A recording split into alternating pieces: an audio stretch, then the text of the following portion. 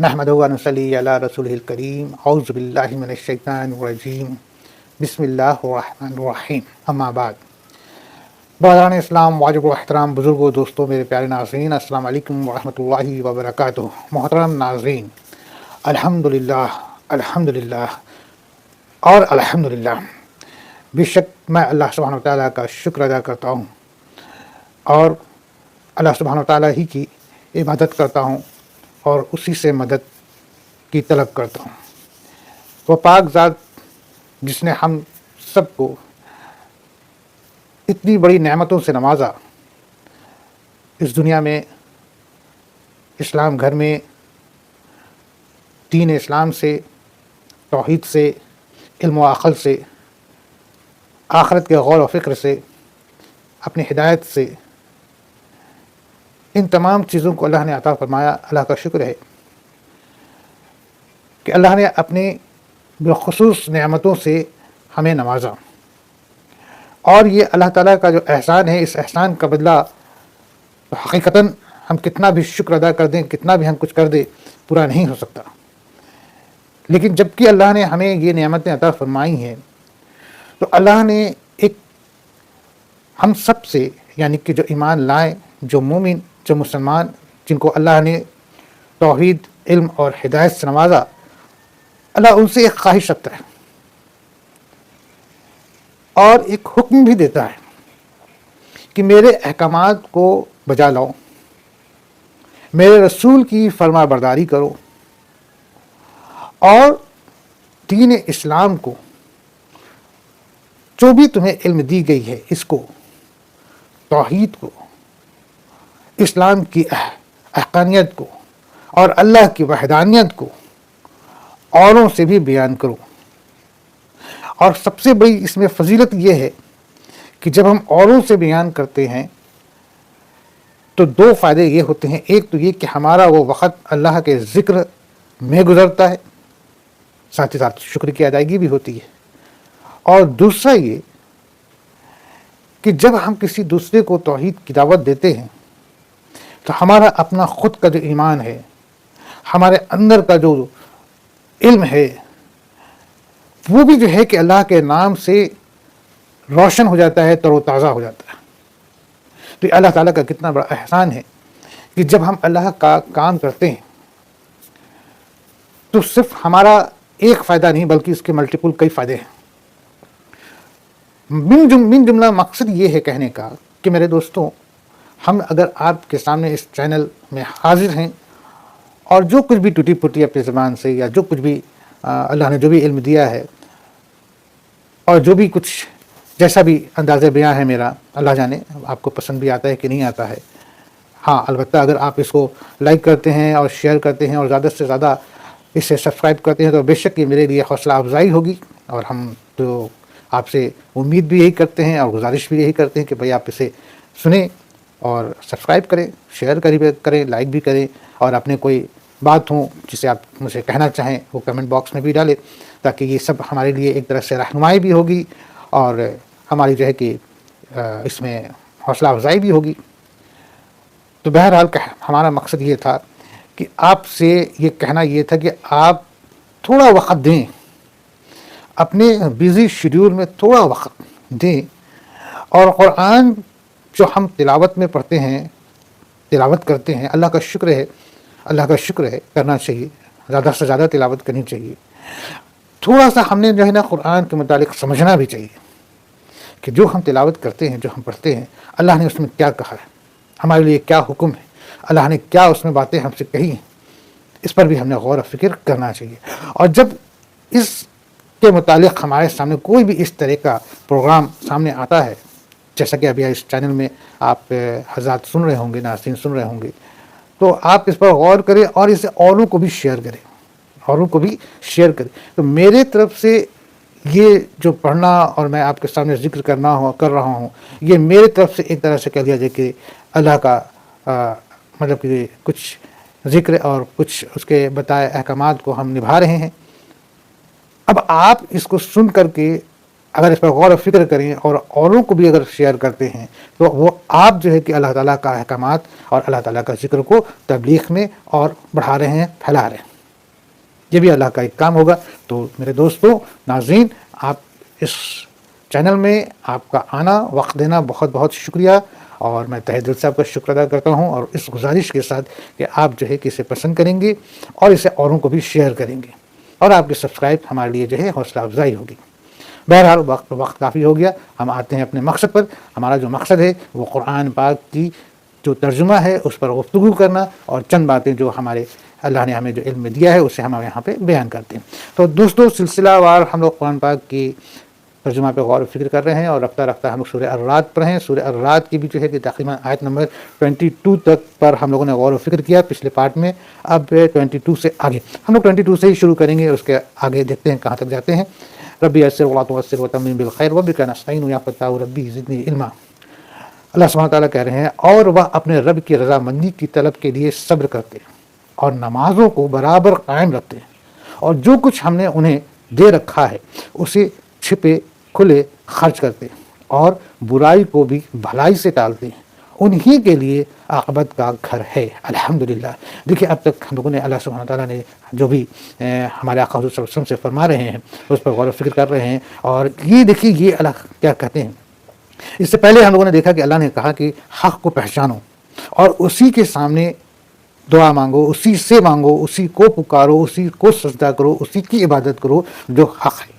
اور حق کیا ہے؟ بے شک اور بے شک اور بے شک وہی ہے جو اس پورے کائنات کو بنانے والا ہے، جو رب العالمین ہے۔ اور وہ رب العالمین، وہ مالک کائنات کون ہے؟ واحد اور واحد اور واحد اللہ سبحانہ و تعالیٰ ہے۔ بے شک اللہ وہ پاک ذات ہے جس میں کسی بھی طریقے کا ہے نا ہم کو شک و شبہ، اور کسی بھی طریقے کا کوئی سوالات، اور کسی بھی طریقے کا اس میں کوئی بھی طریقہ اس میں کوئی کمنٹ سچ کرنا ہی نہیں چاہیے معاذ اللہ، کیونکہ یہ حق ہے، اور یہ حق کی پہچان ایمان ہے، اور یہی ایمان مسلمان کا ایمان ہے، اور اسی ایمان کے ساتھ ہمیں جینا ہے، اور اسی ایمان کے ساتھ ہمیں مرنا ہے۔ کیونکہ یاد رہے کہ یہی ایمان ہمارے کام آئے گا تب جب اللہ سبحانہ تعالیٰ کے سامنے ہم حاضر ہوں گے، اور اگر ہم یہ ایمان کے ساتھ وہاں حاضر نہیں ہوں گے تو اللہ سبحانہ وتعالیٰ ہمیں پکڑے گا اور کہے گا کہ بتاؤ تم تو گمراہی میں گزرتے رہے، جبکہ تمہارے سامنے علم آیا، تمہارے سامنے عقل آئی، تمہارے سامنے سمجھانے والی کتاب بھی آئی، کلام بھی آیا، ہمارا رسول بھی آیا، تمہارے اچھا اب جو اس وقت کے ہیں وہ ان کو کہا جائے گا کہ تمہارے سامنے تمہارے پڑوسی تھے، تمہارے لوگ تھے، تمہارے کو علم دیا گیا تھا، تم نے کیوں نہیں اس پہ غور و فکر کیا؟ بعض آج کے نوجوان اگر یہ کہیں کہ ہم جس گھر میں پیدا ہوئے ہیں ہم اسی گھر کے طریقے کو اور ہمارے جو باپ دادا جو کرتے آئے ہیں اسی طریقے کو ہم نے اپنایا، ہم نے تو کوئی ایسا کرنا نہیں تھا، ہم کیسے پکڑے جائیں گے؟ ہم کیسے پکڑے جائیں گے؟ اللہ نے جس گھر میں پیدا، وہ اپنے حساب سے کہیں گے کہ میرا خدا نے جس گھر میں پیدا کیا ہم تو اسی میں رہیں، اسی حساب سے رچے ڈھلے بڑے ہو گئے مر گئے۔ تو وہاں پہ اللہ کہے گا کہ تم یہ بتاؤ کہ کیا تمہارے سامنے علم میں، تمہاری نالج میں، تمہاری جانکاری میں اسلام کی پکار نہیں آئی تھی، یا دین اسلام کا ذکر نہیں ہوا تھا، یا تم نے اسلام کے متعلق کبھی کچھ جاننے کے بارے میں کوشش کی؟ تمہارے سامنے جب دین اسلام تم یہ جانتے تھے نا کہ دنیا میں مذہب اسلام ہے، تو مذہب اسلام ہے تو تم نے کیوں نہیں فکر کیا؟ ایک بات۔ دوسری بات یہ کہ جو کچھ بھی تم کرتے آ رہے تھے تم نے اس پہ غور کیوں نہیں کیا کہ جو تم کر رہے ہو وہ صحیح کر رہے ہو یا غلط کر رہے ہو؟ اور اے میرے دوستوں یہ تم دیکھو کہ آج سے اگر ہم 100 سال پہلے جائیں گے تو بھائی 100 سال پہلے کا جو کپڑے پہنتے تھے اگر ہم ان سے ہم مخاطب ہیں جو دین اسلام اور اللہ سے انکار کرتے ہیں، ان سے میں مخاطب ہوں، تو میں ان سے کہہ رہا ہوں کہ اگر آپ 100-200 سال پہلے جاؤ گے تو ان کے گھروں کے جو لوگ جو کپڑے پہنتے تھے کیا تم آج وہی پہن رہے ہو؟ نہیں نا۔ تمہارے ساتھ جب علم آئی، تم جب ایڈوانس ہوئے، تم جب پڑھنا شروع کیے تو تم اپنے علم کے مطابق، اپنے پڑھائی کے مطابق، اپنے حالات کے مطابق تم نے اپنے کپڑے اختیار کیا۔ اسی طریقے سے تم نے اپنے کھان پان میں بدلاؤ لایا، اسی طریقے سے تم نے اپنے زبان میں بدلاؤ لایا، اسی طریقے سے تم نے اپنے علم کو اضافہ کرنے کے لیے زیادہ سے زیادہ جو ہے کہ تم نے پڑھائی کی۔ تو تمہارے عقل میں یہ بات کیوں نہیں آئی کہ ہم اس خدا کے بھی بارے میں فکر کریں جس خدا کے بارے میں ہم نے کرنا چاہیے تھا؟ تم نے کیوں نہیں غور کیا؟ تم نے کیوں نہیں کمپیئر کیا؟ تم نے کیوں نہیں جو ہے کہ اس کے اوپر فکر کیا؟ اگر کہ تم فکر کرتے، اگر تمہیں غور کرتے تو تمہاری عقل بے شک جو ہے کہ تمہاری عقل تم کو صحیح راستہ دکھاتی، اور اگر اس راستے میں پھر بھی تم کو نہ سمجھ میں آتا تو تم اس وقت جو ہے کہ دنیا میں جو بھی دین اسلام پہ ہے اور جو بھی حق پہ ہے یا جو بھی تمہارے کو لگے کہ یہ جو ہے کہ ان سے ہمیں صحیح راستہ مل سکتا ہے، ان سے کیوں نہیں دریافت کیا؟ کیوں نہیں تم نے جاننے کی کوشش کی؟ اور آج کا ایسا کوئی کونا نہیں ہے دنیا کا جہاں پر اسلام کا نام نہ پہنچا ہو. بہرحال میرا موضوع دوسرا ہے، یہ تو بات نکلی تو ہم نے کہہ دیا. تو کہنے کا معنی یہ تھا کہ جب ہم اللہ کے سامنے حاضر ہوں تو اللہ سبحانہ و تعالیٰ کے سامنے ہم جو ہے کہ ایمان کے ساتھ حاضر ہوں. ٹھیک ہے نا. اب اس دنیا میں ہم کو اللہ کی رضامندی کے لیے، اللہ کی خوشنودی کے لیے کام کرنا ہے، اور جو بھی کام کرنا ہے یہ سوچ کے کرنا ہے کہ میرا اللہ اس سے راضی ہے کہ نہیں، میرا اللہ اس سے راضی ہے کہ نہیں. ہم نے اللہ سبحانہ و تعالیٰ سے، جیسا کہ ہم لوگوں نے پچھلے پارٹ میں پڑھا، کہ ایک عہد ہوتا ہے کہ جب ہم جو ہیں کہ ہماری روحیں پیدائش ہونے سے پہلے ہے نا، جب ارواح میں ہے نا، مطلب کہ عالم ارواح، عالم زندگی اور عالم آخرت، ٹھیک ہے نا. تو یہ جو عالم ارواح ہے نا، یہاں پر کیا ہے کہ ساری روحیں ہیں قیامت تک کی، وہ روحیں جن کو اپنے اپنے وقت سے اللہ کے حکم سے اس دنیا میں آنا ہے. ٹھیک ہے. پھر عالم زندگی، جو زندگی میں ہم ابھی جی رہے ہیں، پھر عالم برزخ یا عالم آخرت کہہ لیا جائے کہ ہمیں مرنے کے بعد جب ہماری روحیں ہوں گی جہاں، وہ زندگی ہے. پھر قیامت کے روز جو ہے کہ ہم اٹھائے جائیں گے اپنی اپنی قبروں سے، اور جو جہاں ہوں گا، جہاں جو ہوں گا، چاہے وہ جنہیں جلا کر کے خاک کر دیا ہو، اور ان کے جو ہے کہ خاک کو بھی جو ہے کہ سمندر میں اور تمام جگہ پھر ڈال دیا گیا ہو، یا پھر کوئی مٹی میں دفن ہو، یا کوئی کسی بھی طریقے سے، یعنی کہ جن کے ریزہ ہو گئے ہیں، یہاں تک کہ وہ بھی جن کے جسم کو جانور نوچ کے کھا گئے ہیں، پرندے نوچ کے کھا گئے ہیں، وہ تمام جو ہے کہ اللہ ان کو زندہ کرے گا. وہ تمام زندہ ہوں گے، وہ تمام ایک اپنے درمیانی عمر میں زندہ ہوں گے، کھڑے ہوں گے، اور اس کے بعد پھر جو ہے کہ باقی باتیں انشاءاللہ اس پر ہم لوگ باتیں طویل کریں گے. ابھی ہم کو موضوع سے ہم لوگ ہٹ رہے ہیں، ٹھیک ہے نا. تو معنی یہ ہے کہ جب عالم ارواح میں اللہ سبحانہ وتعالیٰ نے ہم سب سے عہد لے رکھا ہے، سب سے، چاہے ہم کسی بھی گھروں میں جائیں، چاہے ہم دین اسلام گھر میں آ رہے ہیں، چاہے کسی بھی غیر اسلام گھر میں جا رہے ہیں، جتنی روحیں سب سے اللہ نے عہد لے رکھا ہے نا. کیا کہ نہیں ہے کوئی معبود سوائے اللہ کے، ہم اللہ کی ہی بندگی کریں گے، اور اپنے دور کے جو بھی ہمارے رسول ہوں گے، اللہ کے رسول ہوں گے، ہم ان کی اطاعت کریں گے. جیسے اس وقت ہم لوگ اپنے مطلب کہ ہم جو امتی ہیں، اپنے آقا حضور صلی اللہ علیہ وسلم کے امتی ہیں، امت محمدی ہیں، اور ہمارے لیے ہمارے آقا سرور کائنات جو آخری انبیاء ہیں، آخری انبیاؤں میں سب سے آخری نبی ہیں، اور اللہ نے ان کی فضیلت سب سے بڑی افضل ان کو کر دیا، سارے انبیاؤں میں سے افضل ہیں. الحمدللہ، اللہ کا شکر ہے کہ ہم ان کی امتی ہیں. ٹھیک ہے نا. تو ہمارے لیے ہمارے آقا حضور صلی اللہ علیہ وسلم ہیں. اسی طریقے سے اگر قوم لوط کے لیے جو ہے کہ حضرت لوط علیہ السلام ہے، قوم نوح کے لیے حضرت نوح علیہ السلام ہے، قوم سمود کے لیے حضرت سمود علیہ السلام ہے، تو ان کی اطاعت ہمیں کرنی ہے. ٹھیک ہے نا.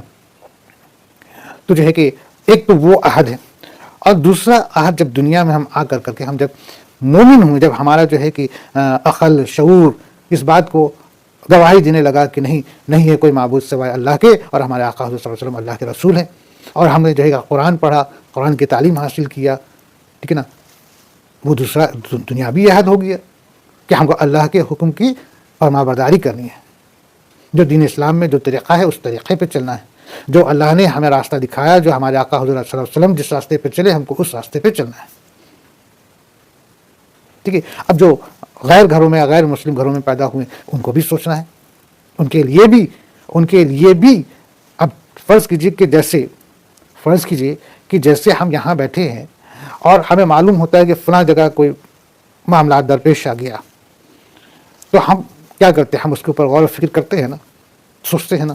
تو اسی طریقے سے اگر ہم ایسی جگہ پر پیدا ہوئے ہیں جہاں پر ان کے باپ داداؤں کا جو طریقہ ہے اسی طریقے پہ ہم چل رہے ہیں، لیکن ہمارے سامنے کوئی اور بھی ایسا طریقہ ہے جو ایسا کر رہا ہے، تو ہم کو غور کرنا ہے کہ وہ طریقہ کیا مناسب ہے، یا میرا جو طریقہ ہے یہ مناسب ہے. غور تو کر سکتے. جب ہم غور کریں گے تو آٹومیٹک جو حق بات ہے وہ خود ہم کو جو ہے کہ سمجھ میں آنے لگے گا. آپ اپنے دل کی سنیے، مت کسی کی سنیے. آپ پہلے ایک بار تمام مطلب کہ ایسے خیالات اور ایسی مطلب چیزیں جو آپ کے دلوں کو کشمکش میں ڈالتی ہوں یا ڈگمگاتی ہوں، اس کو ہٹا کر کے صاف دل سے، بالکل پانی کی طرح ٹرانسپیرنٹ دل سے آپ اس پر غور کریں، فکر کریں، تو آپ کو خود ہی لگے گا کہ ہاں بے شک پورے کائنات کا مالک تو ایک ہی ہے. آپ کو خود لگے گا پورے کائنات کا مالک ایک ہی ہے، اور وہی قدرت رکھتا ہے ہر چیز پر. اگر اس نے دنیا بنائی تو وہی دنیا کو ختم کرے گا، اور وہی ہر چیز پر قادر ہے، وہی ہر چیز پر قادر ہے. اب جب یہ محسوس ہوگا تو اب آپ جو ہے کہ دین حق کے بارے میں مطالعہ کریں گے، غور کریں گے، تو آپ کو ون بائی ون ساری چیزیں ملتی جائیں گی. تو بہرحال اللہ یہاں پہ کہتا ہے کہ جو ہم سے عہد کیا ہے نا، اس عہد کو نبھانا. اچھا، اب ہم سے عہد کرنا کا ایک معنی اور بھی ہوتا ہے. یہ تو ہو گیا حقوق الہی عہد. ایک عہد حقوق العباد کی عہد ہے، یعنی کہ اگر ہم کسی سے کوئی طرح کا عہد کرتے ہیں، کوئی وعدہ کرتے ہیں، تو اس وعدے کا نبھانا یہ بھی ایک مسلمان مومن کی پہچان ہے. اس وعدے کو نبھانا. فرض کیجیے کہ ہم نے کسی سے کہہ دیا کہ میں کل آپ سے ملاقات کروں گا یا آپ کا یہ رقم واپس کر دوں گا، تو کل کا معنی کل آپ نے اس کو واپس کر دیا. آپ نے کسی سے بھی کوئی عہد کیا، کوئی وعدہ کیا، تو آپ اس وعدے پر کھرے ثابت ہونا، یہ بھی ایک ایمان ہے، یہ بھی ایک مومن ہونا ہے، یہ بھی ایک اسلام ہے. اپنا وعدے کا پکا ہونا، اپنے وعدے کا پکا ہونا. یہ نہیں کہ ہاں بھائی تم چلو میں آ رہا ہوں، بول دیا، اس کو چلا دیا، ہم بیٹھے ہوئے. یہ بھی نہیں، ٹھیک ہے نا. ہم مسلمان ہوئے، کلمہ پڑھیں، اب ہم کو نماز پڑھنا ہے، 5 وقت کی نماز پڑھنا، یہ بھی عہد میں شمار ہے.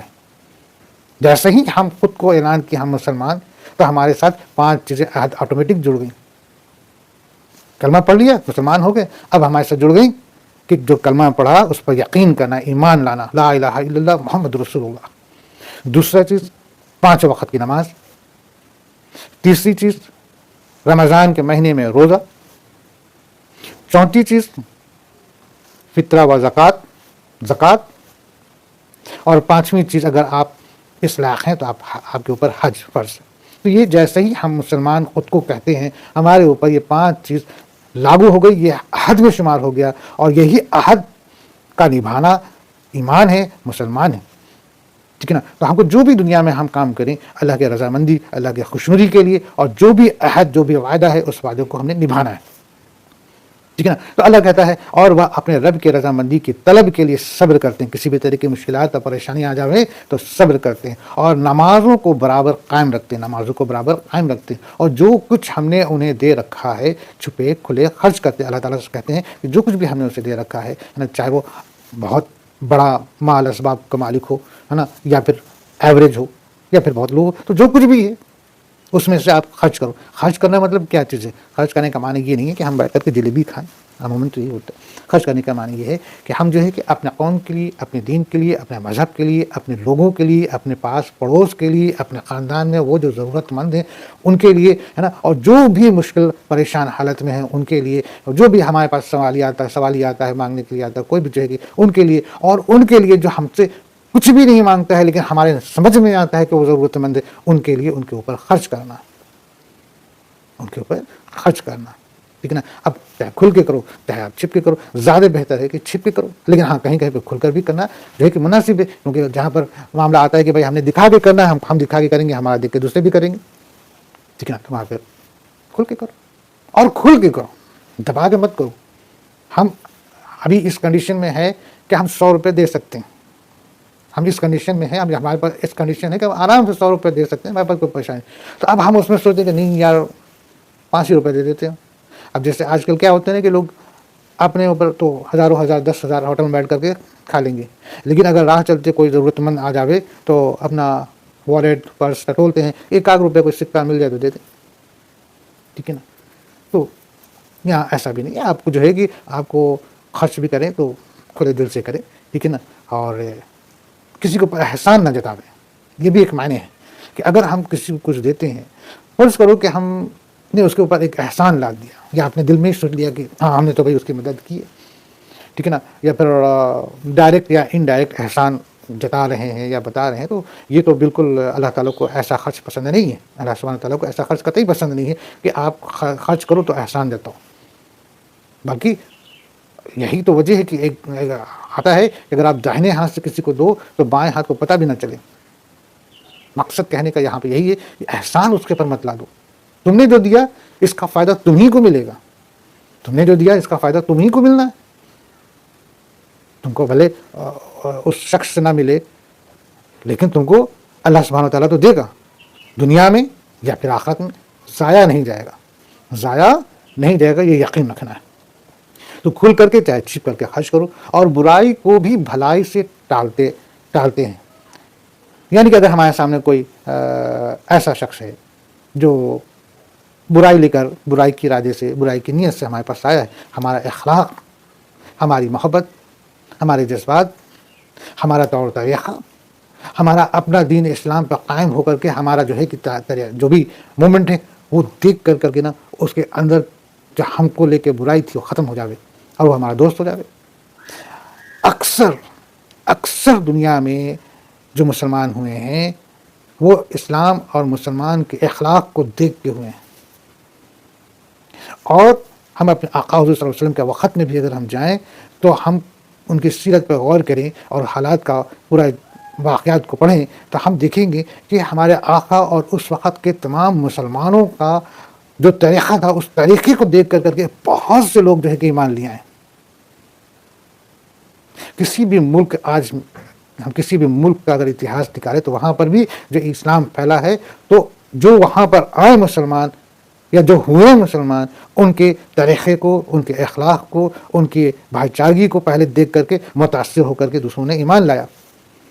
और अब जब वो ईमान लाए और फिर जब इसके बारे में और जाने तो उनका ईमान और मजबूत हो गया, और इस तरह से दीन इस्लाम कायम है और आगे बढ़ते ही चला जा रहा है, बल्कि दीन इस्लाम तो फैलता जा रहा है। गैर कौम को अब डर हो रहा है, खौफ हो रहा है तरीक़े का, वो जो है कि इस्लाम को तोड़ने के लिए, बर्बाद करने के लिए तमाम तरीक़े के मंसूबे बना रहे हैं। वजह क्या है? वजह ये कि वो देख रहे हैं कि इस कदर जो है कि इस्लाम फैल रहा है, क्योंकि ये हक़ है, और जो भी इस पर गौर करता है वो मानता है कि हाँ ये तो सच्चा है भाई। लेकिन हाँ, अब यहाँ पर ज़रा हम लोगों की कमी है, हम लोगों के अखलाक में पहले के जैसा अब नहीं रहा, हम लोगों के तरीक़े में पहले के जैसा अब नहीं रहा। अब हम जो हैं कि कह लिया जाए कि हम अब हमारे ईमान की कमज़ोरी है कि आज मुसलमान जो है कि बाज़ जगहों पर जो है कि शर्मिंदा होता है, और बाज़ जगहों पर सताया जाता है, और बाज़ जगहों पर जो है कि मुसलमान को दूसरे नज़रों से देखा जाता है। हमारा अगर ईमान, हमारा अगर अखलाक और हमारा अगर तरीक़ा ईमान पे ऐन मुसलमान के तरीक़े पे हो, जिस तरीक़े पे अल्लाह सुब्हानहू व तआला ने बताया और रसूलुल्लाह सल्लल्लाहु अलैहि वसल्लम ने चल के दिखाया, उस पर अगर हो तो मजाल नहीं जो है कि कोई हम पर गालिब हो पावे। तो यहाँ पर वही मुसलमान के तरीक़े को, वही मुसलमान की क्वालिटीज़ को अल्लाह सुब्हानहू व तआला कुरान में कह रहे हैं, वही बातें यहाँ पर फरमाई जा रही है कि जो अल्लाह की रज़ामंदी के लिए, अल्लाह के खुशनुदी के लिए पूरी दुनिया में अपना जो भी अमल है वो करे, वो तरीक़े को अपनाए और सब्र करे। कोई मुसीबत परेशानी आ जावे तो सब्र करे, और नमाज 5 वक़्त पढ़े, कायम करे, है ना, और जो कुछ भी हमारे पास अल्लाह ने दे रखा है उसमें से हम खुले और छिपे खर्च करें, है ना, और बुराई को भलाई से टालें, बुराई को बुराई से नहीं, बुराई को भलाई से टालें, है ना। उन्हीं के लिए अक़बत का घर है, बेशक और बेशक और बेशक। हाँ, यही है इस्लाम का फरमान और अल्लाह का अहकामात, है ना, और इसी को हमको निभाना है और इसी पे ज़िंदगी गुजारनी है। आगे अल्लाह सुब्हानहू व तआला कहता है हमेशा रहने की बाग़ात। अब जो है कि आक़बत जो जिसके बारे में अल्लाह ने बताया, ये क्या है? ये है हमेशा रहने के बाग़ात, जहाँ या खुद जाएंगे।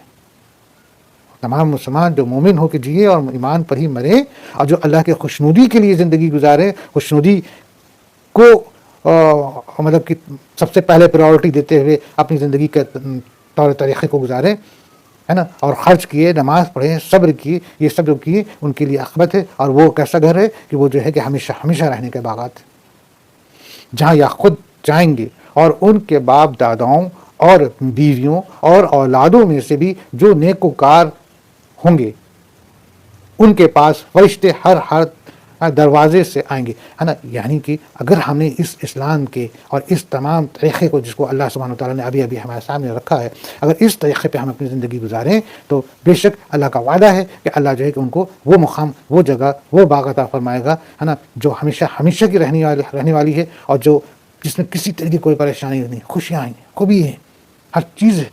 हमारे ख्वाहिश करने की देर है वो हाजिर है, हमारे ख्वाहिश करने की देर है, हम ख्वाहिश करेंगे और वो हाजिर है। ٹھیک ہے نا. وہاں پر اللہ کہتا ہے وہاں پہ وہ ہمیشہ رہیں گے. اور اتنے ہی نہیں بلکہ ہمارے اپنے جو دنیا میں جو ہمارے گھر کے جو لوگ ہیں، باپ ہیں، ماں ہیں، بھائی ہے، بہن ہے، بیوی ہے، بچے ہیں، ہے نا، یہ اگر ان میں جو بھی ایمان والے ہیں، جو بھی وہ مومن ہو کر کے جیے اور ایمان پر ہی مرے، وہ بھی ہوں گے. تو یعنی کہ جس طریقے سے ہم یہاں پر ہم کو اپنے باپ سے، اپنی ماں سے نا ان کا ساتھ کا رہنا خوشی دیتا ہے نا، بیوی کا ساتھ کا رہنا خوشی دیتا ہے، اولاد کا ساتھ کا رہنا، اسی طرح سے وہاں بھی رہیں گے. ہاں، اللہ نے یہاں پہ ایک پوائنٹ جوڑا ہے کہ نیکوکار ہو، کیونکہ نیکوکار ہوں گے تو ان کے لیے تو جنت کا تو ٹھکانہ ہے، اور اگر نیکوکار نہیں ہوں گے تو پھر ٹھکانہ تو جنت ہے ہی نہیں نا، پھر تو جہنم ہے. تو جنت میں کون لوگ رہیں گے؟ جو نیکوکار رہیں گے. تو ہم اس کا معنی یہ ہوا کہ ہم کو اپنے ساتھ، اگر جنت میں ہم اپنے فیملی کو بھی دیکھنا چاہتے ہیں تو ہم اپنے ساتھ اپنے فیملی کو بھی دین کی، توحید کی دعوت دیں، ان کو دین اور توحید کے طریقے پہ چلاویں، اور ان کو بھی کہیں کہ ہاں اس طریقے پہ چلو، تاکہ جنت میں بھی ہم جس طریقے سے دنیا میں ایک ساتھ ہیں، جنت میں بھی ہم ایک ساتھ رہیں گے. بیوی بھی وہاں ہوں گی، میری بیوی جو میرے نکاح میں وہ وہاں ہوں گی، میری بیوی ہی رہیں گی وہاں بھی میری بیوی رہیں گی. جو میرا اولاد رہے، میرے ماں باپ.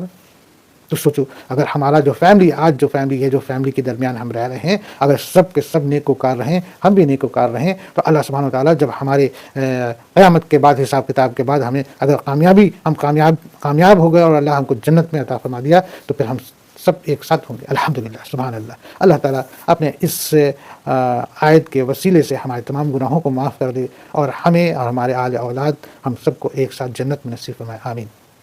تو اللہ کہتے ہیں کہ ہمیشہ ہمیشہ رہنے کی باغات ہیں نا. کون سا باغ؟ جنت کا، جہاں یا خود جائیں گے اور ان کے باپ، داداؤں اور بیویوں اور اولادوں میں سے بھی جو نیکوکار ہیں ہوں گے.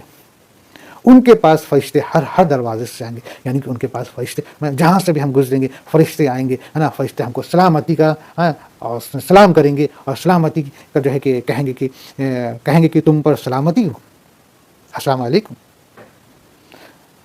صبر کے بدلے کیا ہی اچھا بدلہ ہے اس دار آخرت کا، ہے نا. وہ فرشتے کہیں گے اللہ تم کو سلامت رکھے، دیکھو تم نے جو دنیا میں صبر کیا، دیکھو اس کا کتنا بہترین بدلہ اللہ نے دیا، کتنا بہترین بدلہ اللہ نے اس جنت میں دیا. کہ دیکھو کتنی نعمتیں ہیں، کتنی نعمتیں ہیں جس کا ہم حقیقتاً جو ہے کہ ہم ایکسپلین نہیں کر سکتے، بیان نہیں کر سکتے، اتنی نعمتیں ہیں. تو سوچو اللہ سبحانہ و تعالیٰ جو ہے کہ کیسی بہترین وہ باغ ہمارے لیے بنایا ہے، اور ہم سے کیا مانگ رہا ہے؟ کچھ نہیں. کہہ رہا ہے کہ دیکھو یہ دنیا محض چھوٹی سی ہے، تم اس چھوٹی سی دنیا کو نا بس میرے بتائے طریقے پہ جی لو، گزار لو، کٹ جائے گا، زیادہ مشکل نہیں ہے. بس میرے طریقے پہ تم اس کو گزار لو، پھر دیکھو تم کو ہم کیا ہی اچھی چیز دیں گے. اور وہاں تم کو اگر تمہاری بیوی نیکوکار رہی تو وہ بھی ملیں گی، باپ بھی ملیں گے، اولاد بھی ملیں گے، سب ملیں گے تمہارے اپنے جو یہاں ہیں. ہاں، شرط ہے کہ نیکوکار ہونا چاہیے، ایمان والا ہونا چاہیے، ایمان پر مرنے والا ہونا چاہیے، ایمان پہ مرے. چلو ٹھیک ہے، اگر تم پیدا ہوئے کہیں اور، لیکن اگر تم نے غور کیا، فکر کیا، اور جو ہے کہ تم کو اسلام اور حق کی باتوں کو سمجھ میں آیا، ٹھیک ہے نا، اور تم اسلام اور حق کے طریقے پہ چلے، شرک سے خود کو بچا لیے، کفر سے بچا لیے، اللہ کے تمام احکامات کو نبھا دیے، حقوق العباد، حقوق الہی سب کچھ تم نے برابر کر دیا، سب کچھ بہترین نبھایا، تو دیکھو تمہاری موت تو ایمان پہ ہوئی، اور جب تم قیامت کرو تو اٹھائے جاؤ گے تو ایمان پہ ہی اٹھائے جاؤ گے، ایمان ہی پہ اٹھائے جاؤ گے. ٹھیک ہے نا. تو اس طریقے سے جنت میں فرشتے جو ہیں کہ ہر ملیں گے، ہے نا، اور ہم کو سلامتی کی دعوت سلام کریں گے، اور کہیں گے کہ دیکھو اللہ نے تمہیں کتنا بہترین بدلہ دیا، جو کچھ بھی تم نے صبر کیا تھا دنیا میں. الحمدللہ، الحمدللہ، الحمدللہ. اللہ سبحانہ و تعالیٰ سے ہم سب جو ہے کہ جنت الفردوس اعلیٰ میں مقام کی درخواست کرتے ہیں اور دعا کرتے ہیں. آمین. آگے، اور جو اللہ کے عہد کو اس کی مضبوطی کے بعد توڑ دیتے ہیں، اور جن چیزوں کے جوڑنے کا اللہ نے حکم دیا ہے انہیں توڑتے ہیں اور زمین میں فساد پھیلاتے ہیں، ان کے لیے لعنتیں ہیں اور ان کے لیے برا گھر ہے. اللہ اکبر. برادران، دیکھو اللہ نے کیا کہا ہے، سنو. اور جو اللہ کے عہد کو اس کی مضبوطی کے بعد توڑ دیتے ہیں. دیکھیے، عہد کے متعلق ہم لوگوں نے پیچھے باتیں کی ہیں، ہے نا. عہد کے متعلق ہم نے آپ سے 3 طریقے کی باتیں بتائی. پہلی بات ہم نے بتایا کہ عالم ارواح سے جب ہم دنیا میں بھیجے جا رہے تھے تو اللہ نے وہاں ہم سے وعدہ لیا. چلو ٹھیک ہے، وہ پردہ ہے، اس پر ہم زیادہ بات نہیں کریں گے. اب دنیا میں جب ہم آئے تو وہ وعدہ جو ہم نے اللہ سے کیا، اب ہم کہیں کہ ہم نے اللہ سے کا وعدہ کیا. اللہ سے اول تو یہ کہ جنہیں رسول، جنہیں نبی اپنے وقت میں مل گئے، نصیب ہو گئے، وہ بڑے نصیب والے ہیں. جنہوں نے اپنے وقت کے نبی، اللہ کے رسول کے ہاتھ کے اوپر ہاتھ رکھ کے بیعت کیا، کتنی قسمت والے ہیں.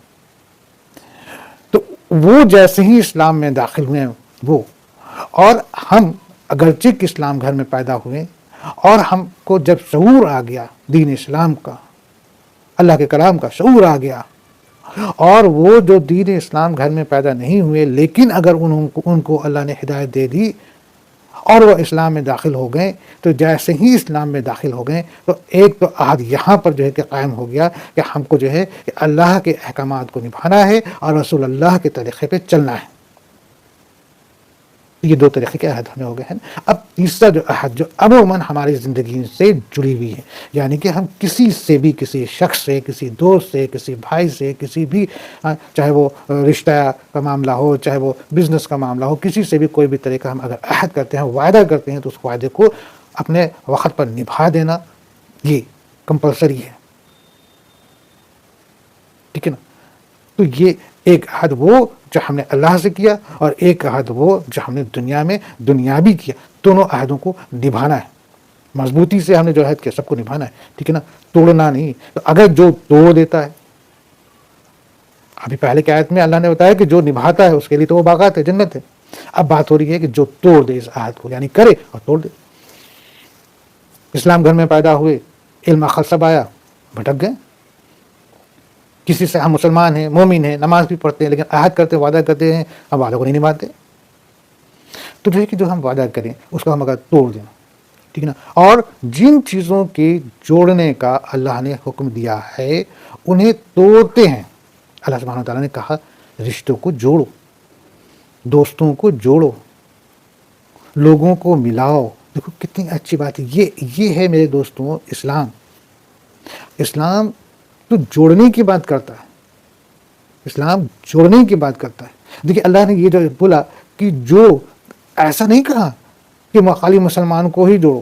اللہ نے کامن بات دی کہ کسی کو توڑو نہیں، کسی کے رشتے میں نا اتفاقی نہ ڈالو، کسی کے کوئی بھی معاملات ہو، گھر ہو یا کوئی بھی، اس میں جو ہے کہ کوئی پھوٹ نہ ڈالو، یا پھر خود اپنا ہی رشتہ جو ہے اس میں جو ہے کہ ٹکراؤ کر کے توڑو نہیں. ٹھیک ہے نا.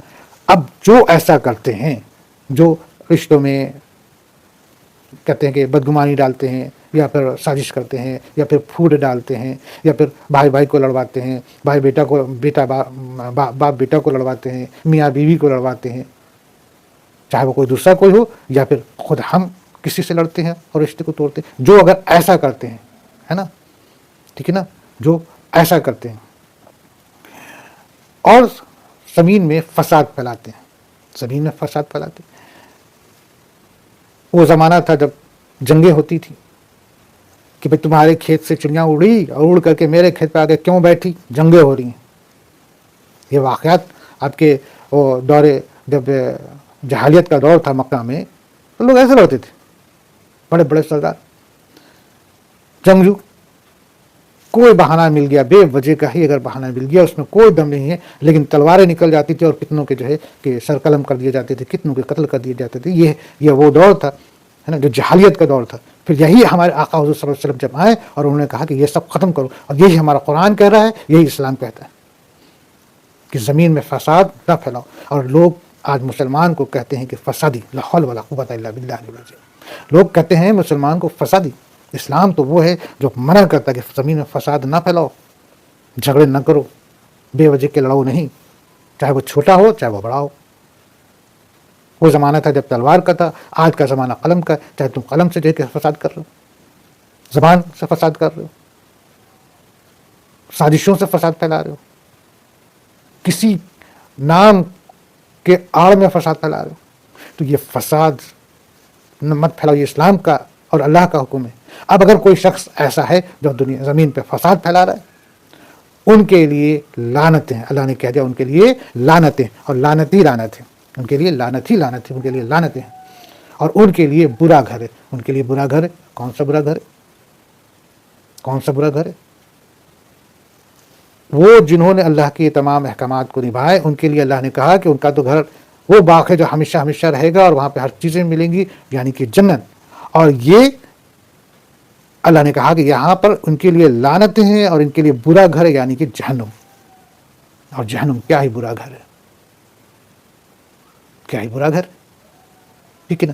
اور ہمارے ساتھ برائی میں جو ہمارے مبتلا رہے گا، اس کا بھی ٹھکانہ جہنم۔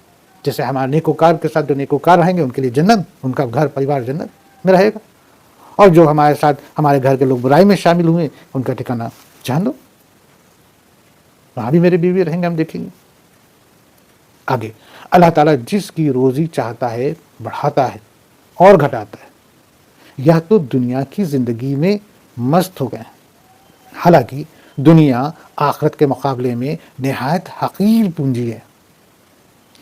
دیکھو میرے دوستو، اللہ تعالیٰ کہتے ہیں جس کی روزی چاہتا ہے بڑھاتا ہے اور گھٹاتا ہے۔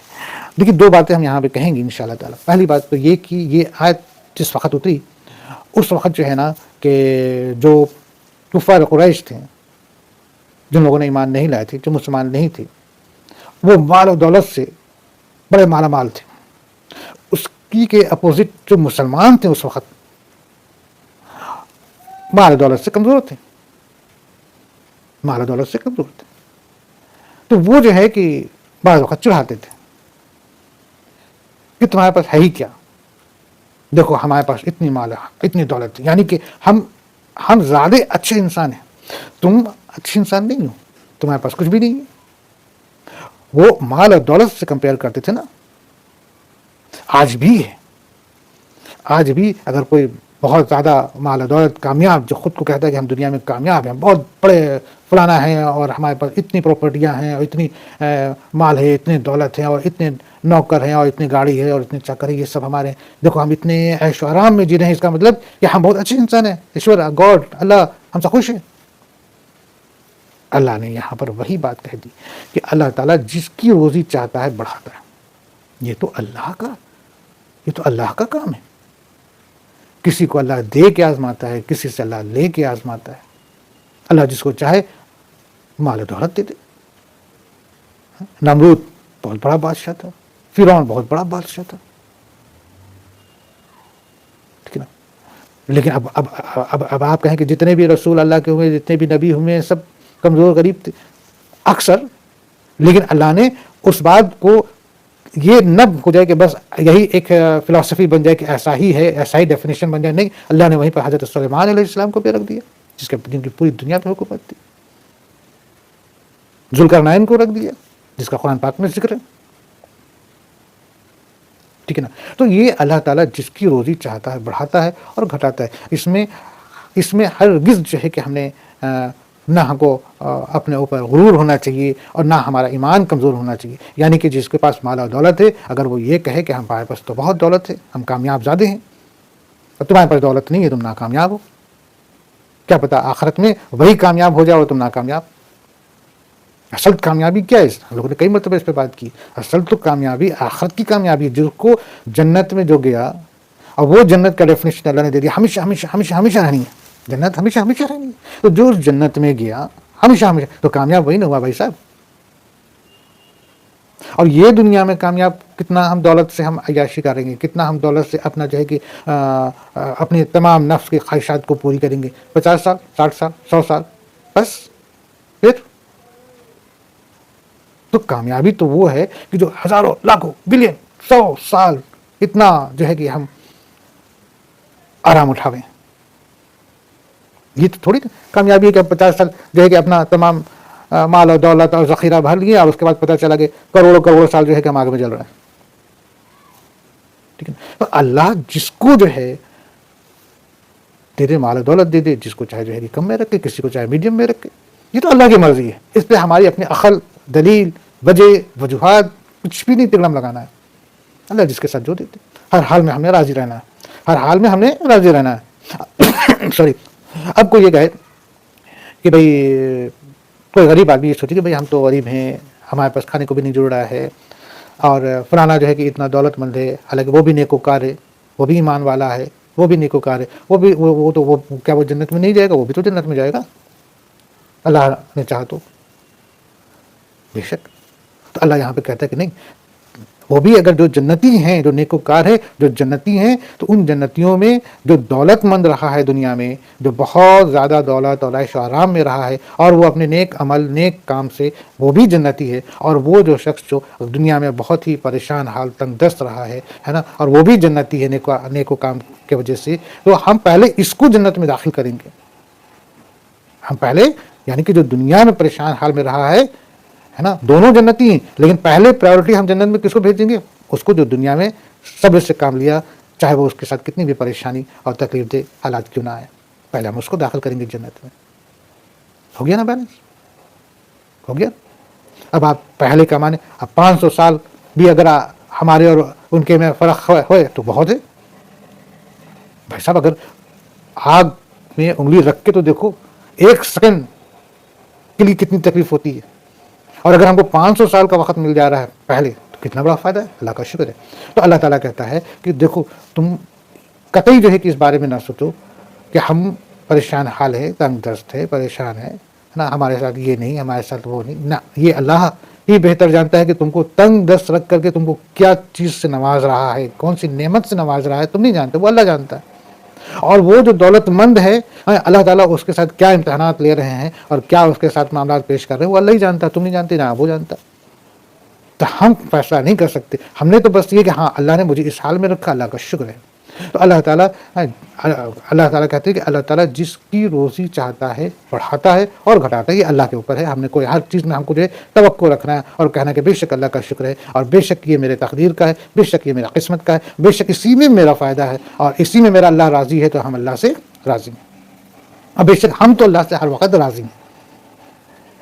اسلام اور مسلمان کا معمول یہی ہے کہ ہم کسی بھی حال میں ہیں، ہم اللہ سے راضی ہیں۔ اب اللہ ہم سے راضی ہو جائے، بس اس کی فریاد کرنا ہے، دعا کرنا ہے، ٹھیک ہے نا۔ تو اللہ خود کہتا ہے کہ ہم جسے چاہتے ہیں روزی میں بڑھاتے ہیں اور گھٹاتے ہیں۔ دوسرا، یہ تو دنیا کی زندگی میں مست ہو گئے، کون؟ جو کفار مکہ جو تھے، جو لوگ جو ہمارے آقا صلی اللہ علیہ وسلم کو چڑھاتے تھے اور مسلمانوں کے ساتھ کھیل کرتے تھے، ہے نا، مذاق کرتے تھے، اور ان کو جو ہے کہ جھکانے کی کوشش کرتے تھے کہ دیکھو تم لوگ تو ایسے ہو، تمہارے پاس پہننے کو کپڑے نہیں ہیں، ہاں، اور دیکھو ہم جو ہے کہ خوشبو لگاتے ہیں، اور ہمارے پاس اتنا مال اور دولت ہے، ہاں، اتنا شہرت ہے، اتنے نوکر چاکر، اتنے غلام ہیں، ہمارے پاس تو کچھ بھی نہیں ہے نا۔ اور وہ اس حالات میں بڑے اپنے کو جھومتے تھے، ہم اتراتے تھے اور مستی کرتے تھے۔ تو اللہ تعالیٰ کہتا ہے کہ یا تو دنیا کی زندگی میں مست ہو گئے، ان کو تو دنیا کی زندگی میں وہ لگ رہا مست ہے۔ اور آج کے دور میں ہم دیکھیں جن کے پاس بہت زیادہ مال و دولت ہے، وہ دنیا کی زندگی میں مست ہیں۔ حقیقی زندگی کیا ہے؟ حقیقی زندگی تو آخرت کے بعد، آخرت کی زندگی ہے نا بھائی صاحب۔ اب اللہ کہتا ہے آگے، حالانکہ دنیا آخرت کے مقابلے میں نہایت حقیر پونجی۔ اللہ سبحانہ وتعالیٰ کہہ دیے کہ یہ دنیا کی زندگی جس میں تم مست ہو اور اپنے آپ کو بڑا کامیاب اور بڑا ترقی اور بڑا جو ہے کہ اپنے شان بگا رہے ہو اور اترا رہے ہو، حقیقتاً دیکھو تو یہ میرے نظر میں بالکل حقیر ہے، کچھ بھی نہیں ہے۔ اس پہ حدیثیں موجود ہیں، ہے نا۔ ہمارے آقا صلی اللہ علیہ وسلم پہ ہے کہ مثال دیے کہ سمندر میں اپنی چھوٹی انگلی ایسے ڈپ کرو، ڈالو اور نکالو، تو تمہاری چھوٹی انگلی میں جو پانی جتنا لگا رہ گیا وہ دنیا ہے، اور یہ سمندر، یعنی کہ یہ سمجھ لو کہ سمندر کے آگے یہ جو پانی تمہاری انگلیوں میں رہ گیا، بس اللہ کے نزدیک یہی دنیا ہے، اتنا ہی پانی۔ تو سمندر کے مقابلے میں ہماری انگلیوں پر جو پانی رہ گیا، سوچ لیجیے کہ کیا معنی رکھتا ہے، کہاں اتنا بڑا سمندر اور کہاں انگلی ہم نے ڈبایا نکالا۔ تو اللہ کے نزدیک بس یہی دنیا ہے جو ہماری انگلی میں جتنا پانی رہ گیا۔ ایک اور حدیث میں ہے کہ حضور صلی اللہ علیہ وسلم کا گزر جگہ سے ہوا جہاں پر بکری کا ایک بچہ جو ہے مرا ہوا تھا، مر گیا تھا، اور اس کو جو ہے کہ اس کے مالک جو ہے کہ اس کو ایسے اٹھا کر کے پھینک رہا تھا اس کے لیے۔ تو حضور صلی اللہ علیہ وسلم کہیں کہ دیکھو اللہ کے نزدیک یہ مرے ہوئے جو بکری کا بچہ ہے، اللہ کے نزدیک یہ دنیا اتنی بھی نہیں ہے، اللہ کے نزدیک یہ دنیا اتنی بھی معنی نہیں رکھتی ہے۔ دیکھو اس کا مالک کس طریقے سے ایسے اٹھا کر کے کہ اس لیے کوئی معنی نہیں ہے، مر گیا، کوئی کام نہیں آ سکتا، وہ حرام، اس کا نہ گوشت کام آ سکتا، کچھ نہیں ہے نا۔ ہم اس کے لیے کچھ بھی محبت نہیں رکھ رہے ہیں کیونکہ ڈیڈ ہے، ہم ہمارے لیے بھی کوئی معنی نہیں رکھتا۔ مردہ کو کیا کرتے ہیں لوگ؟ ہٹاتے ہیں، دور کرتے ہیں نا، نزدیک نہیں رکھتے نا۔ تو یہاں پر حضور صلی اللہ علیہ وسلم نے کہا کہ اللہ کے نزدیک یہ دنیا بس ایسے ہی ہے، یعنی کہ یہ دنیا اللہ کے نزدیک کوئی معنی نہیں رکھتا، کوئی معنی نہیں رکھتا. اللہ نے تو بس یہ دنیا تم کو دیا ہے کہ بس تھوڑا سا تم جو ہے کہ اس میں اپنے آپ کو دیکھ لو، ہے نا. اللہ نے کہا کہ دیکھو یہ دنیا میں تم کو دیا، بس تم رکھ لو اپنے آپ کو، رکھ لو. مثال کے طور پر ہم اگر اپنی گاڑی کو دھلنے کے لیے بھیجیں، ہے نا، ورک شاپ پر ہماری گاڑی کو دھلائی ہو رہی ہے اچھے سے، ٹھیک ہے نا. تو جو جتنا ایریا دھل گیا وہ تو ظاہر سی بات ہے چمک رہا ہے، لیکن کچھ ایریا ایسا ہے کہ چھٹا رہ گیا، اتفاق. تو ہم اپنی گاڑی کا وہ جو چمکتا ہوا حصہ جو ہے نا وہ دیکھتے ہیں تو ہم خوش ہوتے ہیں، اور جو کہیں پہ بعض جگہ پہ چھٹا رہ گیا ظاہر سی بات سے ہم اس کو دیکھ کر کے ناخوش ہوں گے. تو یہ دنیا ہمارے سامنے کہہ لیا جائے کہ وہ ایک ورک شاپ ہے جہاں پر ہم اپنے اعمال کو، اپنے آپ کو، اپنے جسم کو صفائی کر رہے ہیں، پاک کر رہے ہیں اپنے عمل اور اپنے ایمان سے. اور اس کے بعد جب ہم اس دنیا میں جائیں گے تو اللہ جو ہے اس بندے سے خوش ہوگا جو نیکوکار رہا، ایمان پہ رہا، ایمان پہ مرا. اللہ اس سے خوش ہوگا، اس کو جنت دے گا. اور جو ہے کہ ان چیزوں میں کھڑا ثابت نہیں ہوا، نہ ایمان پہ ہی رہا، نہ جو ہے کہ دین پہ ہی رہا، تو اللہ اس کو کیا کریں گے کہ اس کو لیے پھر کیا جہنم میں جاؤ، پہ جاؤ، وہی تمہارا ٹھکانہ.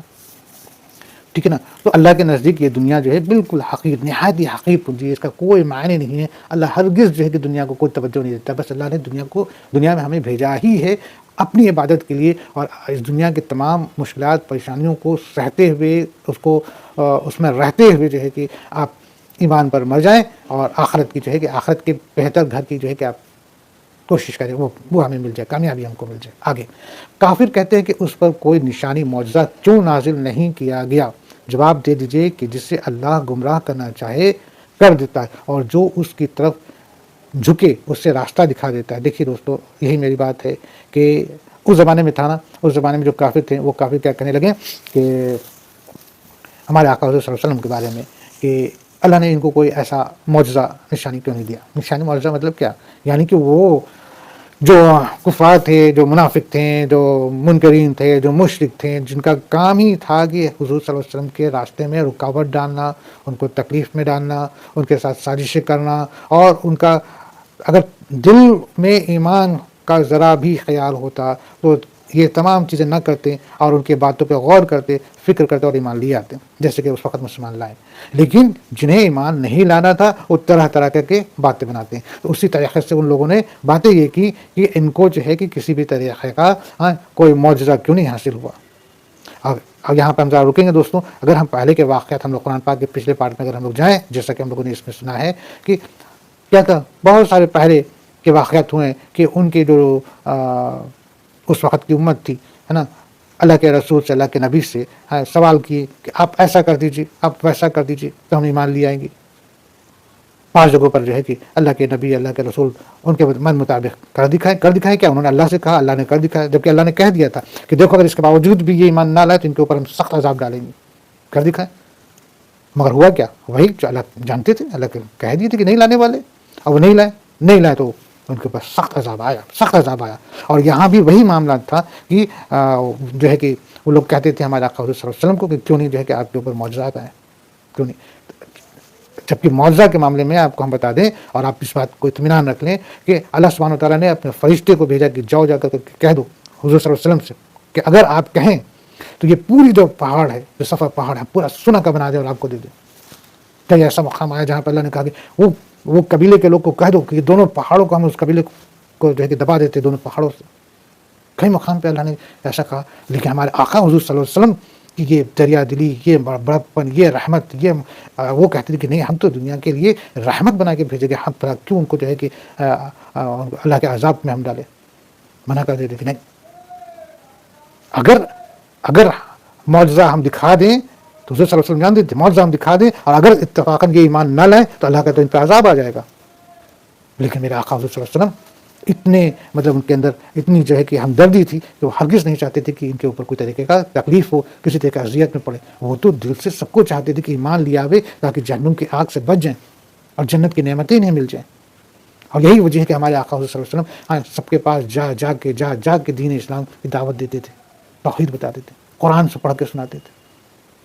کتنے ان کے اوپر اذیت، ان کے اوپر ظلم، ان کے اوپر ستم ہوا، وہ سب برداشت کیا، یہاں تک کہ ان کے پیر اور ان کے بدن جو ہے کہ لہو لہان ہو گئے، مگر پھر بھی جو ہے کہ انہوں نے کسی کو برا نہیں کہا، کسی کو جو ہے کہ بد دعا نہیں دی. جبکہ فرشتے آ گئے کہیں کہ آپ کہیں تو میں اس کو جو ہے ان دونوں پہاڑوں کے درمیان کچل دیتا ہوں. میرے آقا صلی اللہ علیہ وسلم منع کر دی کہ نہیں، یہ اگر ایمان نہیں لاتے نہ لائیں، ان کی اولادیں لائیں گی. اور وہی ہوا کہ ہمارے آقا صلی اللہ علیہ وسلم کی اتنی بڑی شان تھی، اتنی بڑی ہمدردی تھی. اور وہ لوگ جو ہے کہ کہتے تھے کہ کیوں نہیں جو ہے کہ یہ معجزہ ان کے ہاتھ میں اترا. حالانکہ ہمارے آقا صلی اللہ علیہ وسلم کے کئی معجزات ہیں بھی، اگر ہم اس میں جائیں گے، تفصیل میں جائیں گے اور سیرت پڑھیں گے تو ہم کو ملے گا. بہت ساری جگہوں پر حضور صلی اللہ علیہ وسلم کا معجزہ ہوا ہے، دکھایا انہوں نے. بہرحال تو یہاں پر جو ہے کہ وہ کافر ایسا کہتے تھے کہ کافر کہتے ہیں کہ اس پر کوئی نشانی معجزہ کیوں نازل نہیں کیا گیا. اب اللہ تعالیٰ کہتے ہیں کہ جواب دے دیجئے، اے میرے رسول آپ انہیں جواب دے دیجئے کہ جسے اللہ گمراہ کرنا چاہے کر دیتا ہے، اور جو اس کی طرف جھکے اسے راستہ دکھا دیتا ہے. یعنی کہ اگر تم دل میں ذرا بھی حق کی طرف مائل ہو سکتے ہو، تمہارے اندر خیال ہے، علم ہے، صبر ہے، سوچ ہے، فکر ہے، اور تم چاہتے تو اللہ دیکھ رہا ہے، تم کو اللہ تعالیٰ ہدایت دے دے گا. اور اللہ یہ بھی دیکھ رہا ہے کہ تم سازش کر رہے ہو، تم جو ہے کہ بے وجہ کا جو ہے کہ تکلیف دے رہے ہو اور منصوبے بنا رہے ہو کہ ہمارے رسول کو تکلیف دینے کا. تو ہم جو ہے کہ تمہاری اس چال کو ہم جانتے ہیں، ہم تم کو اور گمراہ کر دیں گے. جاؤ، تمہارے لیے جہنم تو ہے ہی، ہم نے رکھا ہے. یعنی کہ معنی یہ ہوا کہ اگر ہمارے دل میں تھوڑا سا بھی اس دین حق کے لیے اگر احساس پیدا ہوتا ہے، اگر ہم خیال بھی کرتے ہیں، تو اللہ تعالیٰ ہم کو خود ہدایت دے دے گا. ہم اگر ایک قدم جو ہے کہ حق کی طرف بڑھائیں گے، اللہ ہم کو ہدایت دے دے گا. ہم 10 قدم بڑھائیں گے اور اللہ بھی ہماری طرف آئے گا. لیکن اگر ہم سازش اور منصوبہ اور کوئی طرح کا حسد رکھ رہے ہیں، تو اللہ تو یہ بھی دیکھ رہا ہے، اللہ ہم کو اور گمراہ کر دے گا. تو میرے دوستو، جب بات ذکر ہو اسلام کی تو ہم کو غور کرنا چاہیے، فکر کرنا چاہیے قرآن پر، اللہ کے کلامات پر. تو ٹھیک ہے، اوکے. تو بات یہ ہوئی کہ جواب دے دیجیے کہ اللہ گمراہ کرنا چاہے کر دیتا ہے، اور جو اس کی طرف جھکے اسے راستہ دکھا دیتا ہے. بے شک الحمدللہ میرے دوستو، یہاں پر ہم جلدی میں بریک لینا چاہیں گے کیونکہ نماز کا وقت جا رہا ہے. اور یہ ہم لوگوں نے کس آیت تک ہم لوگوں نے غور و فکر کیا؟ یہ ہم لوگوں نے 27 تک غور و فکر کیا. انشاءاللہ نیکسٹ پارٹ میں اس کے آگے کی. صدق اللہ العظیم.